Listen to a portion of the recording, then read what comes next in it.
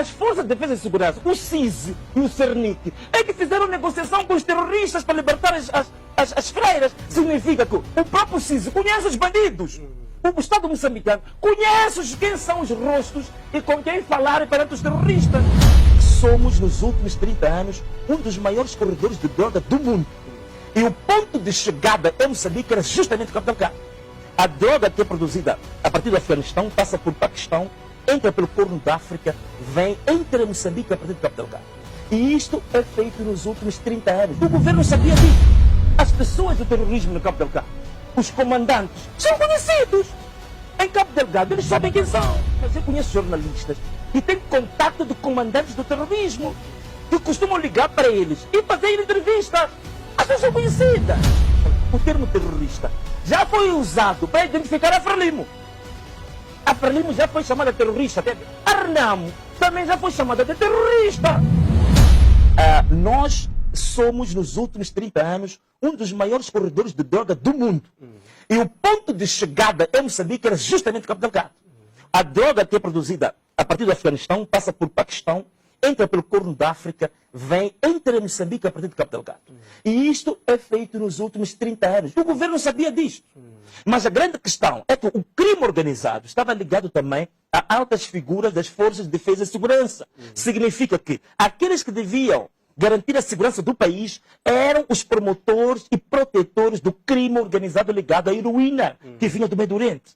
Então, tudo isto, o crime organizado ligado à exploração dos recursos naturais, o crime organizado ligado aos corredores de droga mundiais, tudo isto, e com grandes contingentes de pessoas que vinham dos grandes lagos, que vinham do Corno da África, isto criou em Cabo Delgado uma espécie de um país dentro de outro país.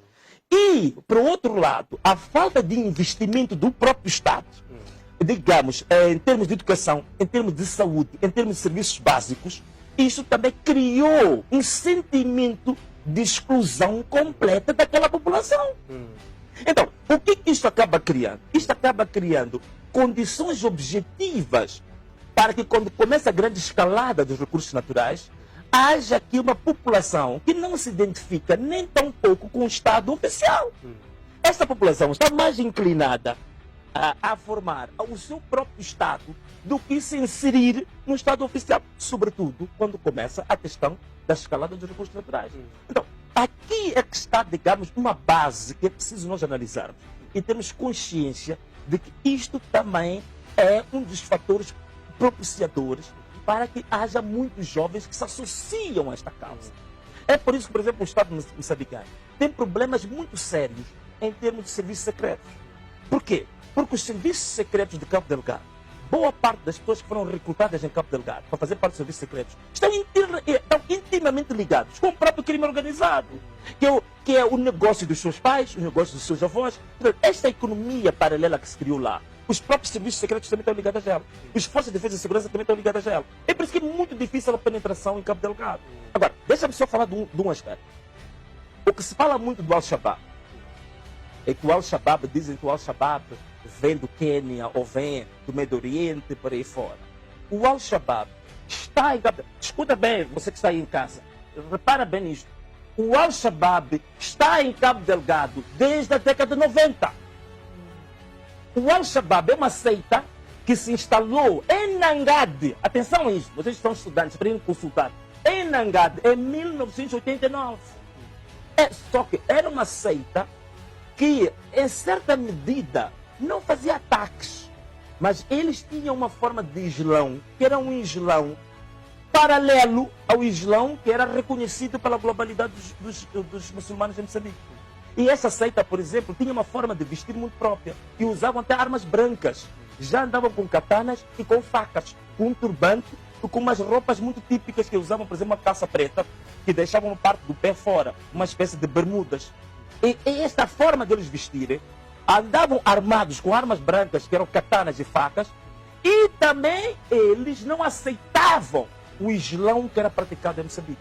Porque boa parte destes tinham sido formados no Médio Oriente, tinham sido formados na Somália, no Quênia, num islão totalmente diferente. E eles, já em 1989, eles invadiam as mesquitas, atacavam os imãs, os sheiks, que já estavam lá, e eles queriam implementar a Sharia desde 1989. O Conselho Islâmico já tinha alertado as autoridades nacionais de que em 1989, na década de 90, estava-se a formar um grupo extremamente perigoso em Cabo Delgado, que queria implementar um Islão extremista. Eles tinham uma forma de Islão que tendia para um extremismo violento. Isso em 1989, 1990. O governo moçambicano tinha essas informações, nunca agiu. Começou a agir quando, a partir de 2015, 2014, sobretudo quando, agora, você repara bem nisso que eu vou dizer, presta atenção, quando começa a florescer o negócio dos rubis, sobretudo com a instalação da Ruby Mines, né? Um dos sócios é justamente o meu amigo Samito, né? Um dos sócios de Chamito e Pachinoapa, que são pessoas da Frelimo, são grandes figuras da Frelimo que são donos da empresa da Ruby Mines. Quando eles começam a querer quebrar uma economia criminosa que vinha há 30 anos, e eles começam a expulsar numa área de mais de 10 mil hectares, onde estavam garimpeiros do Congo, da Somália, do Quênia e até do Médio Oriente, que estavam lá. E eram centenas, eram milhares. A Ruby Mines começa, usa a FIR, que é a Força de Intervenção Rápida, para os torturar, para os fuzilar, para os aniquilar. Isso em 2014, 2015. É uma economia criminosa, ilegal, de contrabando, que estava há 30 anos. E o governo sabia disso. Aqui que começam os problemas. É por isso que a partir de 2015, o Al-Shabaab, que estava desde 1990, que só usavam katanas e facas, mas não faziam mal a ninguém, em 2015 começam os primeiros treinamentos militares do Al-Shabaab. Nos quintais de Macomia, nos quintais da Mocimba da Praia, começa a formação militar em 2015. Formação militar do Al-Shabaab. E o governo soube disto, também não agiu. E de 2015 em 2017, eles estavam militarmente preparados. Em 2017 começa o primeiro ataque. E até hoje, a coisa foi incrudescente. Bem, estou a contar isto para perceber um pouco o historial de como é que o Al-Shabaab, de que tanto se fala, se instalou em Cabo Delgado. E que condições propícias que foram criadas em Cabo Delgado para se instalar o Al-Shabaab. Tantas condições, é falta de políticas públicas, isolamento daquela província, desprezo total e completo daquela província. E atenção, é uma província perigosa, porque ela está muito dividida do ponto de vista religioso.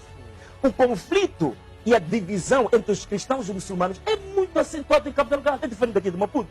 Nós convivemos com os muçulmanos abertamente. Em Cabo Delgado isso é um problema sério, seríssimo. A costa e o Oriente e o interior estão divididos de uma forma muito acentuada. Então, esta que é mais ou menos, na minha opinião, as grandes questões que acabam propiciando o alargamento, o alastramento do terrorismo. Logicamente que, ao crescer isto, claro que o terrorismo internacional naturalmente vai fazendo ligações, vai fazendo aquilo. Parece que tem que aumentar um pouco o ar-condicionado. Noto de que estou a transpirar cada vez mais. Mas tudo bem, se calhar é para poupar um bocadinho o custo da energia, mas já acredito que o Massano vai resolver isso. Mas bem, como nós estamos aqui a falar, então, basicamente é isto que leva ao encrudescimento da questão do terrorismo se instalar em Cabo Delgado. E depois, aqui há outra questão também, é que esta história dos sem rosto é outra falsidade. As pessoas que estão, digamos, na linha da frente dos vários, porque o terrorismo também são vários grupos isolados. Eles têm uma rede de contatos, mas são grupos pequenos, que eles se instalam, é por isso que é muito difícil combatê-lo, porque eles não são um exército formal, que fazem ataques e confrontações daquelas, digamos, clássicas, né? Eles fazem pequenos ataques em pequenos grupos, e esses grupos facilmente têm grande mobilidade, e eles podem fazer ataques e depois, digamos, dispersar-se com muita grande facilidade. Então, a história dos sem rosto ficou aprovada. Não vou me alargar muito nisso. Quem quiser, é só pegar nos estudos da OMR, do professor Dr. João Feijó, vai encontrar nomes concretos. Existem as pessoas. As pessoas do terrorismo no Cabo Delgado, os comandantes, são conhecidos. Em Cabo Delgado, eles sabem quem são. As pessoas são conhecidas, não são sem rostos, coisa nenhuma. Daí que eu sou a favor, só para terminar, mas sabe, eu sou a favor daqueles que, por exemplo, hoje defendem que é necessário começar a estreitar a possibilidade de haver diálogo com eles. Porque as pessoas são conhecidas. Essa história de sem rostos, isso é falso. Os nomes são muito bem conhecidos. No estudo da OMR tem uma lista muito grande sobre quem são. E eu até conheço jornalistas que ligam todos os dias. Não vou dizer aqui para proteger os jornalistas. Bom, espero que depois não me persigam a mim. Mas eu conheço jornalistas que têm contato de comandantes do terrorismo, que costumam ligar para eles e fazer entrevistas. As pessoas são conhecidas. Então, temos que acabar com essa história de que são serros, são pessoas conhecidas. Muitos deles são naturais ali da zona, sobretudo da zona costeira.